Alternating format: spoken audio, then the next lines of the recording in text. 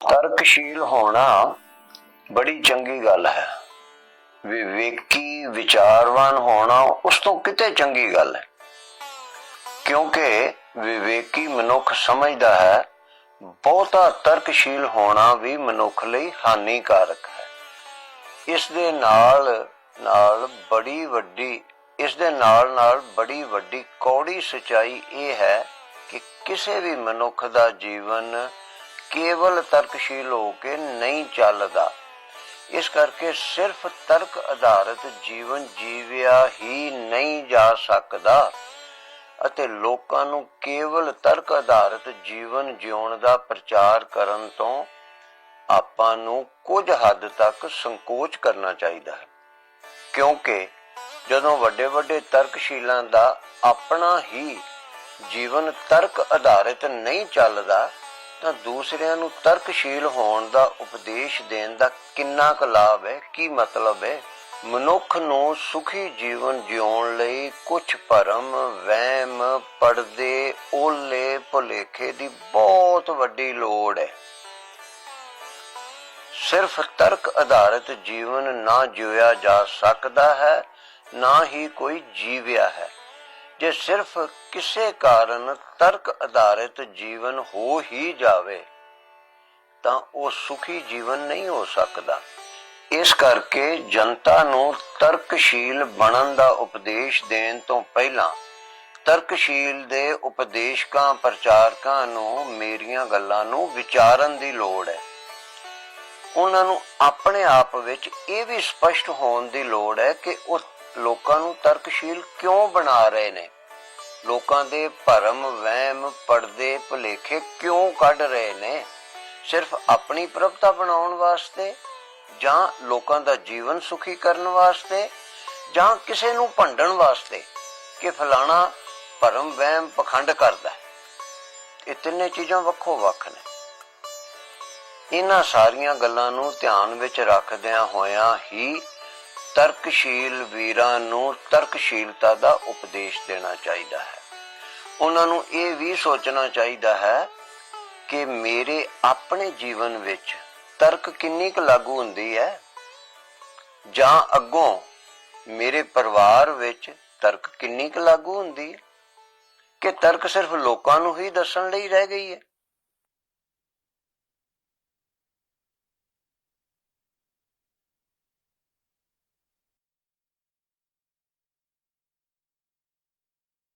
ਵਿਸ਼ੇ ਉੱਤੇ ਆਪ ਜੀ ਨਾਲ ਮੈਂ ਕਈ ਦਿਨਾਂ ਤੋਂ ਬੇਨਤੀਆਂ ਕਰ ਰਿਹਾ। ਅੱਜ ਉਸ ਵਿਸ਼ੇ ਤੇ ਵੱਖਰੀ ਤਰ੍ਹਾਂ ਦੀ ਥੋੜੀ ਜਿਹੀ ਬੇਨਤੀ ਕਰਾਂਗਾ, ਪਰ ਹੈਗੀ ਕਲੇਸ਼, ਪਰਿਵਾਰਕ ਕਲੇਸ਼ ਮਿਟਾਉਣ ਸੰਬੰਧੀ ਹੈ। ਮੈਂ ਆਪ ਜੀ ਨੂੰ ਅੱਗੇ ਵੀ ਬੇਨਤੀ ਕੀਤੀ ਸੀ ਕਿ ਪਰਿਵਾਰ ਵਿੱਚ ਕਲੇਸ਼ ਦੇ ਕਾਰਨ ਜਾਣਨ ਦੀ ਲੋੜ ਹੈ ਅਤੇ ਕਾਰਨ ਜਾਣ ਕੇ ਉਹਨੂੰ ਦੂਰ ਕਰਨ ਦੀ ਲੋੜ ਹੈ। ਭਾਵ ਜਿਵੇਂ ਕਿਸੇ ਵੈਦ ਨੂੰ ਇਹ ਸਮਝਣ ਦੀ ਲੋੜ ਹੈ ਕਿ ਰੋਗੀ ਨੂੰ ਰੋਗ ਕੀ ਹੋ ਗਿਆ, ਇਹਨੂੰ ਜਵਾਰ ਹੋ ਗਿਆ ਯਾਨੀ ਕਿ ਬੁਖਾਰ ਹੋ ਗਿਆ, ਕਿ ਇਹਨੂੰ ਤਪਦੇ ਹੋਏ ਹੈ ਕਿ ਖੰਘ ਹੋਈ ਹੈ। ਇੱਕ ਤੇ ਇਹ ਜਾਣਨ ਦੀ ਲੋੜ ਹੈ। ਫਿਰ ਇਹ ਜਾਣਨ ਦੀ ਲੋੜ ਹੈ ਕਿ ਉਹ ਰੋਗ ਕਿਉਂ ਹੋਇਆ, ਬਹੁਤੀਆਂ ਮਿਰਚਾਂ ਖਾਣ ਕਰਕੇ ਹੋਇਆ ਕਿ ਬਹੁਤਾ ਮਿੱਠਾ ਖਾਣ ਕਰਕੇ ਹੋਇਆ। ਸੋ ਆਪਾਂ ਨੂੰ ਵੀ ਇਹ ਸਮਝਣ ਦੀ ਲੋੜ ਹੈ ਕਿ ਸਾਡੇ ਘਰ ਵਿੱਚ ਕਲੇਸ਼ ਹੈ, ਤੇ ਕਲੇਸ਼ ਇੱਕ ਰੋਗ ਹੈ ਜਿਹੜਾ ਕਿ ਸਾਰੇ ਸਾਡੇ ਘਰ ਦੇ ਪ੍ਰਾਣੀਆਂ ਨੂੰ ਤੰਗ ਕਰਦਾ ਪਿਆ। ਉਹ ਜਿਹੜਾ ਰੋਗ ਹੈ, ਉਹ ਰੋਗ ਦਾ ਕਾਰਨ ਕੀ ਹੈ। ਪਹਿਲੀ ਗੱਲ ਹੈ ਕਿ ਰੋਗ ਨੂੰ ਪਛਾਣਨਾ, ਫਿਰ ਰੋਗ ਦਾ ਕਾਰਨ ਜਾਣਨਾ, ਤੇ ਕਾਰਨ ਦਾ ਨਿਵਾਰਣ ਹੋਏਗਾ ਤਾਂ ਰੋਗ ਆਪੇ ਹੀ ਦੂਰ ਹੋ ਜਾਏਗਾ। ਕਿਵੇਂ? ਜਿਵੇਂ ਜੇ ਬਹੁਤੀਆਂ ਮਿਰਚਾਂ ਖਾ ਕੇ ਗਲਾ ਪੱਕਿਆ ਹੋਵੇ, ਗਲੇ 'ਚ ਜ਼ਖਮ ਹੋਏ ਹੋਣ, ਤੇ ਮਿਰਚਾਂ ਦਾ ਹੀ ਘੋਟ ਕੇ ਉਹਦੇ ਤੇ ਲੇਪ ਕਰ ਦਈਏ ਤੇ ਰੋਗ ਕਿਵੇਂ ਠੀਕ ਹੋ ਜਾਏ? ਨਹੀਂ, ਉਹਦੇ ਉੱਤੇ ਤਾਂ ਮਿੱਠੀ ਚੀਜ਼ ਦਾ ਲੇਪ ਹੋਏਗਾ ਗਲੇ ਦੇ ਅੰਦਰ, ਗਲੇ ਦੁਆਰੇ ਦੇ ਬਾਹਰ ਠੰਡੀ ਚੀਜ਼ ਦਾ ਲੇਪ ਹੋਏਗਾ ਤਾਂ ਜਾ ਕੇ ਰੋਗ ਦਾ ਨਿਵਾਰਨ ਹੋਏਗਾ। ਕਿਉਂਕਿ ਮਿਰਚਾਂ ਕੌੜੀਆਂ ਸਨ ਨਾ, ਉਹਦੇ ਉਲਟ ਕੰਮ ਮਿੱਠਾ, ਉਹਦੇ ਉਲਟ ਕੰਮ ਕੀਤਾ ਜਾਏਗਾ, ਫਿਰ ਉਹਦਾ ਨਿਵਾਰਨ ਹੋਏਗਾ। ਇਸੇ ਤਰ੍ਹਾਂ ਅਸੀਂ ਰੋਗ ਨੂੰ ਪਹਿਲੋਂ ਪਹਿਚਾਣੀਏ ਤੇ ਰੋਗ ਪਹਿਚਾਣ ਕੇ ਫਿਰ ਰੋਗ ਦਾ ਕਾਰਨ ਜਾਣਨ ਦੀ ਲੋੜ ਹੈ। ਰੋਗ ਤਾਂ ਆਪਾਂ ਪਛਾਣ ਲਿਆ ਕਿ ਰੋਗ ਹੈਗਾ ਕਲੇਸ਼, ਪਰਿਵਾਰਕ ਕਲੇਸ਼। ਰੋਗ ਦੇ ਪਿੱਛੇ ਕਈ ਕਾਰਨ ਨੇ, ਜਿਨ੍ਹਾਂ ਵਿੱਚੋਂ ਇੱਕ ਬਹੁਤ ਵੱਡਾ ਕਾਰਨ ਨੇ ਕਿ ਫਿੱਕਾ ਬੋਲਣ। ਸੋ ਉਹ ਜਿਹੜਾ ਇੱਕ ਫਿੱਕਾ ਬੋਲਣ ਵਾਲਾ ਕਾਰਨ ਹੈ, ਉਹਨੂੰ ਦੂਰ ਕਰਨ ਵਾਸਤੇ ਆਪਾਂ ਸਾਰਾ ਹੀ ਪ੍ਰਯਤਨ ਕਰ ਦਈਏ ਤਾਂ ਮਿੰਟੋ ਮਿੰਟੀ, ਜਿਵੇਂ ਡਾਕਟਰ ਦੇ ਟੀਕਾ ਲਾਇਆ ਝੱਟ ਤਾਪ ਲੈ ਜਾਂਦਾ ਨਾ, ਇਸ ਤਰ੍ਹਾਂ ਹੀ ਸਾਡੇ ਕਲੇਸ਼ ਵੀ ਦੂਰ ਹੋਣਗੇ। ਕਰਕੇ ਵੇਖੋ, ਕਿਉਂਕਿ ਸੱਚੇ ਪਾਤਸ਼ਾਹ ਦਾ ਬਚਨ ਹੈ ਨਾ, ਮੇਰੀ ਗੱਲ ਤੇ ਹੈ ਨਹੀਂ, ਗੁਰਬਾਣੀ ਵਿੱਚ ਗੁਰੂ ਸਾਹਿਬ ਨੇ ਉਚਾਰਿਆ ਹੋਇਆ, ਸਹਿਜ ਸੰਤੋਖ ਸਿਗਾਰੀਆ, ਸਹਿਜ ਸੰਤੋਖ ਸਿਗਾਰੀਆ ਮਿੱਠਾ ਬੋਲ। ਸ਼ਿੰਗਾਰ ਕਾਹਦਾ ਕਰ? ਸੰਤੋਖ ਭਾਵ ਸੰਜਮ ਦਾ, ਗਿਆਨ ਦਾ, ਤੇ ਮਿੱਠਾ ਬੋਲਣ ਦਾ ਸ਼ਿੰਗਾਰ ਕਰ। ਸਹਿਜ ਸੰਤੋਖ ਸਿਗਾਰੀਆ ਮਿੱਠਾ ਬੋਲਣ। ਤੇ ਫਿਰ ਕੀ ਹੋਏਗਾ? ਕਿਉਂਕਿ ਸਾਰੀ ਗੁਰਬਾਣੀ ਵਿੱਚ ਸੱਚੇ ਪਾਤਸ਼ਾਹ ਨੇ ਸਿੱਖ ਨੂੰ ਇਸਤਰੀ ਰੂਪ ਮੰਨ ਕੇ ਅਤੇ ਸਤਿਗੁਰੂ ਜਾਂ ਪ੍ਰਭੂ ਨੂੰ, ਉਹਨਾਂ ਨੂੰ ਪਤੀ ਰੂਪ ਮੰਨ ਕੇ ਉਹਨਾਂ ਦੇ ਮੇਲ ਦੇ ਬਾਰੇ ਬਚਨ ਕੀਤੇ ਨੇ। ਭਾਵ ਇੱਥੇ ਜਿੱਥੇ ਸ਼ਿੰਗਾਰ ਕਰਨ ਦੀ ਗੱਲ ਆਉਂਦੀ ਹੈ, ਉੱਥੇ ਭਾਵੇਂ ਮਨੁੱਖ ਪੁਰਸ਼ ਵੀ ਸ਼ਿੰਗਾਰ ਕਰਦੇ ਨੇ, ਪਰ ਮੁੱਖ ਰੂਪ ਵਿੱਚ ਸ਼ਿੰਗਾਰ ਇਸਤਰੀਆਂ ਕਰਦੀਆਂ ਨੇ। ਤੇ ਉਹਦੇ ਵਿੱਚ 16 ਸ਼ਿੰਗਾਰਾਂ ਦੀ ਵੀ ਗੱਲ ਬੜੇ ਥਾਵਾਂ ਤੇ ਗੁਰੂ ਸਾਹਿਬ ਨੇ ਕੀਤੀ ਹੈ। ਤਾਂ ਇਸਤਰੀ ਸ਼ਿੰਗਾਰ ਜ਼ਿਆਦਾ ਕਰਦੀ ਏ। ਕਿਸ ਕਰਕੇ ਕਰਦੀ ਏ? ਆਪਣੇ ਪਤੀ ਨੂੰ ਸੁੰਦਰ ਆਕਰਸ਼ਕ ਲੱਗਣ ਵਾਸਤੇ, ਤਾਂ ਕਿ ਮੇਰਾ ਪਤੀ ਮੈਨੂੰ ਪਸੰਦ ਕਰੇ, ਮੈਂ ਆਕਰਸ਼ਕ ਲੱਗਾ ਤੇ ਫਿਰ ਪਤੀ ਮੇਰੇ ਨਾਲ ਪ੍ਰੇਮ ਕਰੇ। ਸੋ ਉਹਦੇ ਵਾਸਤੇ ਸੱਚੇ ਪਾਤਸ਼ਾਹ ਬਚਨ ਕੀਤਾ ਹੈ ਕਿ ਸ਼ਿੰਗਾਰ ਕਾਹਦਾ ਕਰ? ਸਹਿਜ ਸੰਤੋਖ ਸਿਗਾਰੀਆ ਮਿੱਠਾ ਬੋਲਣ। ਸੰਜਮ ਦਾ ਇਹ ਨਹੀਂ ਕਿ ਮੈਨੂੰ ਆਹ ਵੀ ਚੀਜ਼ ਚਾਹੀਦੀ ਹੈ, ਆਹ ਵੀ ਚਾਹੀਦੀ ਹੈ, ਆਹ ਵੀ ਚਾਹੀਦੀ ਹੈ, ਜਿੰਨੀ ਲੋੜ ਹੈ। ਭੁੱਖੇ ਵੀ ਨਹੀਂ ਰਹਿਣਾ, ਇਹ ਵੀ ਨਹੀਂ ਕਿ ਸੂਟ ਨਹੀਂ ਚਾਹੀਦੇ, ਟੌਰ ਵੀ ਕੱਢਣਾ, ਪਰ ਹਰ ਚੀਜ਼ ਇੱਕ ਸੀਮਾ ਤੱਕ। ਫਿਰ ਮਿੱਠਾ ਬੋਲੇ ਨਿਵ ਚਲੇ। ਇਹ ਤੁਕ ਬਹੁਤ ਸਮਝਣ ਵਾਲੀ ਹੈ। ਜਿਹੜੀ ਤੁਕ ਮੈਂ ਅੱਗੇ ਕਈ ਵਾਰੀ ਆਪ ਜੀ ਨੂੰ ਬੇਨਤੀ ਕੀਤੀ ਹੈ ਨਾ, ਇਹ ਉਹਦੇ ਨਾਲ ਹੀ ਮੇਲ ਖਾਂਦੀ ਹੈ। ਮਿੱਠਾ ਬੋਲੇ ਨਿਵ ਚਲੇ, ਉੱਥੇ ਹੈਗਾ ਨਿਵਣ ਸੋ ਅੱਖਰ ਖਿਵਣ ਗੁਣ। ਨਿਵਣ ਸੋ ਅੱਖਰ ਖਿਵਣ ਗੁਣ, ਜੇਬਾ ਮਣੀਆਂ ਮੰਤ, ਇਹ ਤ੍ਰੈ ਭੈਣੇ ਵੇਸ ਕਰ ਤਾਂ ਵਸ ਆਈ ਕੰਤ।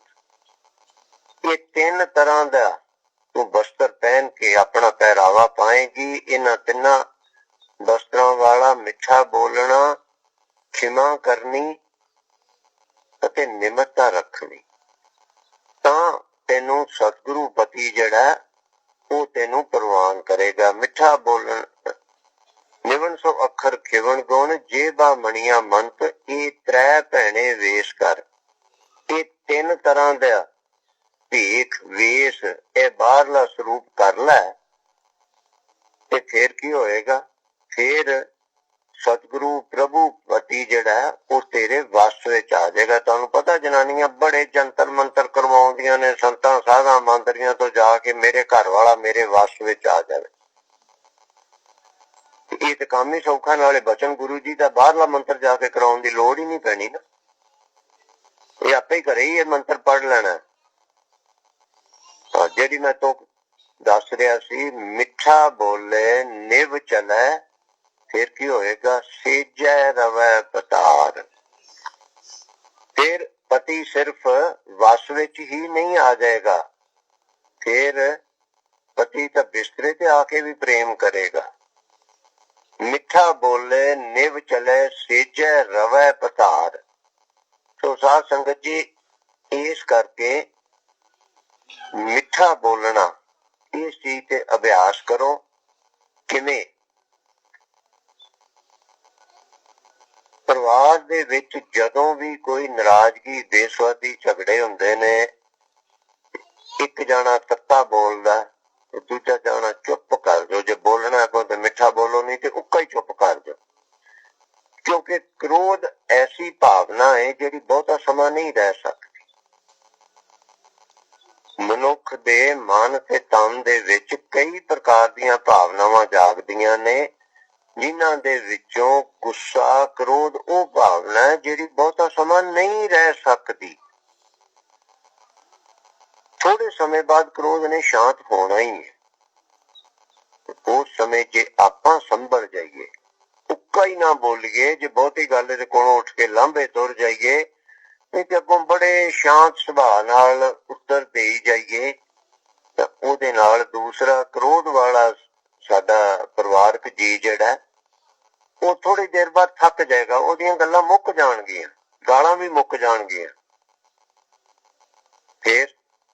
फिर आपां जदों शांतिपूर्वक गल करांगे तो क्लेश वधेगा नहीं, क्लेश घटेगा। इस करके जिवें उसे तरह की गल ही है कि जिवें अग बलदी होवे ना, ते ओहदे विचों लकड़ां नूं वखरियां वखरियां कढ दईए, ਉਹ ਅੱਗ ਆਪੇ ਹੀ ਬੁਝ ਜਾਂਦੀ ਹੈ। ਕਿਉਂਕਿ ਅੱਗ ਨੂੰ ਉਹਦੇ ਵਾਸਤੇ ਬਲਣ ਵਾਸਤੇ ਕੁਝ ਸਮਾਨ ਨਹੀਂ ਮਿਲਦਾ। ਜਿਸ ਸਮਾਨ ਦੇ ਆਧਾਰ ਤੇ ਉਹ ਬਲਦੀ ਪਈ ਸੀ ਉਹ ਤੇ ਫਟਾਫਟ ਉਥੇ ਮੁੱਕ ਗਿਆ ਜਾਂ ਦੂਰ ਦੂਰ ਹੋ ਗਿਆ, ਆਪੇ ਅੱਗ ਬੁਝ ਗਈ।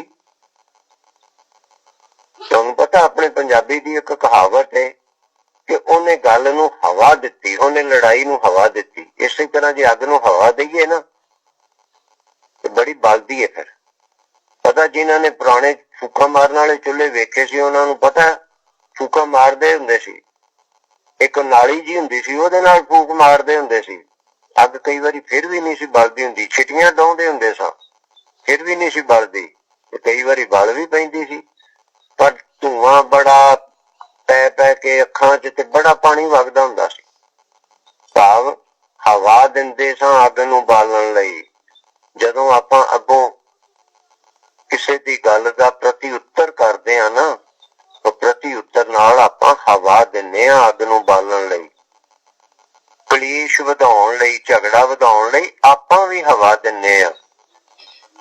ਇਸ ਕਰਕੇ ਪਿਆਰਿਓ ਲੋੜ ਇਹ ਹੈ ਕਿ ਆਪਾਂ ਹਵਾ ਨਾ ਦੇਈਏ। ਧਿਆਨ ਨਾਲ ਵਿੱਚ ਸੁਣਿਓ ਜੇ, ਆਪਾਂ ਹਵਾ ਨਹੀਂ ਦੇਣੀ ਅੱਗੋਂ। ਆਪਾਂ ਗੱਲ ਨੂੰ ਸ਼ਾਂਤ ਕਰਨਾ, ਉਸ ਤੋਂ ਬਾਅਦ ਸਹਿਮਤ ਹੋਣਾ ਨਾ ਹੋਣਾ ਇੱਕ ਵੱਖਰੀ ਗੱਲ ਹੈ। ਉਹਦੇ ਵਾਸਤੇ ਇਹ ਬਹੁਤ ਜ਼ਰੂਰੀ ਹੈ ਕਿ ਅਸੀਂ ਧੀਰਜ ਰੱਖੀਏ। ਧੀਰਜ ਰੱਖਣਾ ਬਹੁਤ ਜ਼ਰੂਰੀ ਹੈ। ਧੀਰਜ ਧਰੈ ਬੁੱਧੀਮਾਨ ਨਿਰੰਤਰ। ਬੁੱਧੀਮਾਨ ਪੁਰਸ਼ ਜਿਹੜੇ ਨੇ ਉਹ ਧੀਰਜ ਰੱਖਦੇ ਨੇ, ਕਾਲੇ ਨਹੀਂ ਪੈਂਦੇ। ਆਪ ਜੀ ਵੀ ਬੁੱਧੀਮਾਨ ਬਣੋ ਨਾ, ਵਿਚਾਰਵਾਨ ਬਣੋ, ਗੁਰੂ ਕਾ ਹੁਕਮ ਹੈ ਵਿਚਾਰਵਾਨ ਬਣੋ।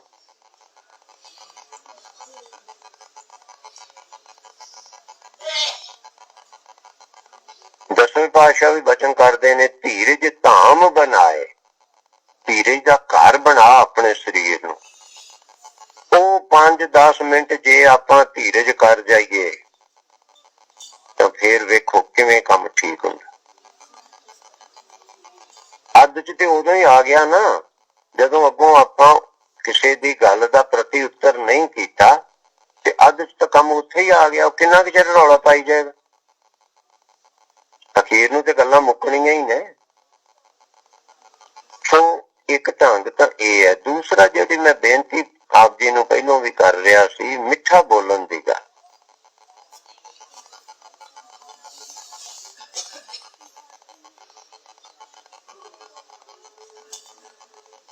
ਕਾਗਾ ਕਿਆ ਕਿਸ ਧਨ ਹਰੇ, ਕੋਇਲ ਕਿਆ ਕਿਸ ਦੇ।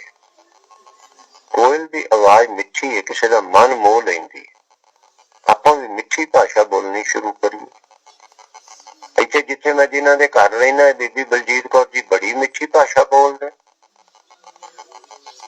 गल कोई हुंदी है ते उस गल नूं बड़ा हस के लै लैंदे ने ते उस गल नूं हस के टाल के ते अगों उस गल नूं मिठी भाषा दे विच करदे। ये गुण ग्रहण करन दी लोड़ है भावें किसे कोल भी है, क्योंकि सांझ करी जाए गुणा केरी सच पातशाह दा बचन है। तो साध संगत जी आपां भी मिठा बोलना शुरू करिए। मिठा बोलन ते जो तुहाडा खर्चा आएगा, जिन्ना तुहानूं बैंक तो करजा चुकना पवे मिठा बोलन लई, ਉਹਦਾ सारा ਵਿਆਜ भी मैं देवांगा ते किश्तां भी मैं तारांगा। पर ਇਹ बड़ा औखा काम है, करके वेखो। आप जी नूं मैं क्यों बेनती कर रहा वारी वारी मिठा बोलण, ताकि कलेश नामक रोग साडे परिवार विचों दूर हो जाए। कलेश नामक रोग नूं दूर करन लई कई प्रकार दे साधना दी लोड़ है, जिहदे विचों एक बड़ा वड्डा साधन है मिठा बोलना। बाकी दे भी दो चार आप जी नूं मैं बेनती कर चुकिया। मिठा बोलना, खिमा करनी अते धीरज रखना, इत आदि कई ने। जिवें बाहर लेप करना, अंदर दवाई देनी, हवा ठंडी देनी, मत्थे ते बर्फ दी पट्टी रखनी, आद आद बुखार हटाउण लई कई प्रकार दे ढंग वरतने पैंदे ने ना। इसे तरह इस रोग वास्ते भी कई वरतने पैंदे ने, पर मिठा बोलना ओहदे विच बहुत वड्डी चीज